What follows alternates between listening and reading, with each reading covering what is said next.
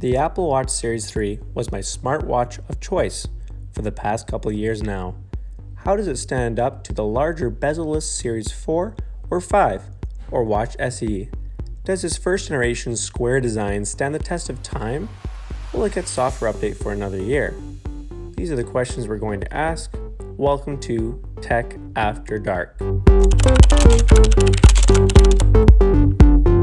The Apple Watch Revenge Story. Released on September 22nd, 2017, fourth generation model made by Apple. The first model to include cellular as well as fitness rings for the time, which also came on previous watches with a software update. You can buy only the GPS model for $259 on Apple's website. Customize it fully with any watch strap, and they're all backwards compatible with older and newer models alike. Borrowing an idea from MKBHD, what are the 5 pillars of a great smartwatch? Great build, great features, great display, great performance, and great battery. An aluminum matte body, space center gray design, shiny red dot on the digital crown, curved square body, 42mm screen encompasses the Gorilla Glass. Almost as thin as the Fitbit and might be the same weight surprisingly, only after taking the watch straps off, which is relatively easy when you click and hold the button on the back. The standard watch strap fits great with adjustable holes for added comfort. Can be worn all day and all night without wrist fatigue. You wouldn't even know you're wearing it till you feel it's there. It really hugs your wrist well. Fashionable in some senses, pretty seamless design, and matches with a pair of red back boots. Still looks very futuristic from any angle, like the curves on a Tesla Model 3 2021.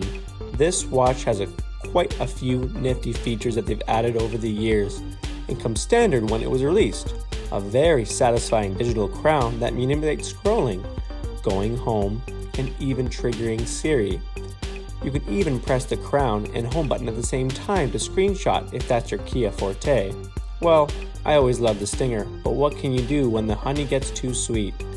It also includes a built-in mic and a fabulous 2-for-1 speaker, which doubles for ejecting water by vibrating the speaker after getting it wet.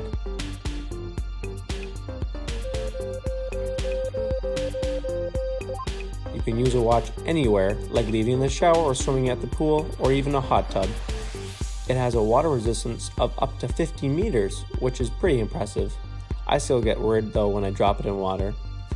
The watch also features a really nice haptic engine that really complements the whole experience when moving around the UI. It also has a built-in sleep tracker, which you can see if you're getting the allotted time needed for your sleep. 10 hours. It can also wake you up with a tap of the wrist to not wake up your partner, basset hound, or Siamese cat, or not to wake up suddenly with a loud alarm, which is the best killer feature of this watch.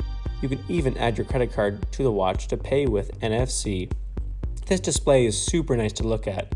I originally had the iPhone 7 Plus when I got this watch, and the OLED screen really got to me to get a newer iPhone because it was so mesmerizing to look at, like 2 basset hounds sitting on a couch. This 42mm screen is quite nice. It gets really bright, but I usually turn the brightness down to save on battery life. It shines bright anywhere you are, when you're directly in the sun, or when you're going off-roading in a white lifted jail Jeep that's been decked out to 11, or even at night when you're about to go light a flame ring and play a guitar to film a music video.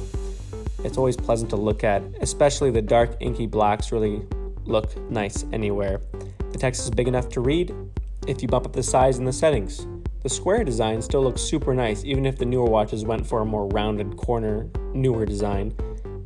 Your fingers are quite responsive on the display, which makes up for how small it is. watchOS is a really nicely put together system. It encompasses everything on iPhone into a little package on your screen. It came with watchOS 4 for the time with an Apple S3 chipset, dual-core CPU, and a PowerVR GPU. And with 768 megabytes of RAM, with watchOS, it uses a bubble method or list view. It's up to you. You can switch between apps pretty quickly with a multitask button, which is the same button to power off the watch if you hold it. The App Store is pretty expansive, and you can download anything from there. Apple has been slowly offloading features and apps to the watch. You can even update the watch without an iPhone. Any app that has a watch app is automatically installed on your watch for quick and easy access, like YouTube Music. which funny enough isn't even supported on Wear OS by Google. The watchOS 7 breathed new life into this watch. Every animation of the home screen or jumping through apps has been improved tenfold and very snappy, which is crazy because it's just software. It might get supported for one more year since Apple is still selling it on their website. Surprisingly, it can last 2 days with regular use. Heavy use might last a day, but if you're constantly on it, it could last just a few hours if you disable automatic screen lock. I usually just charge it when I'm showing and following my morning routine, as I wear it all night to track my sleep. Doing any physical activity with it, and I might drain a little faster than usual.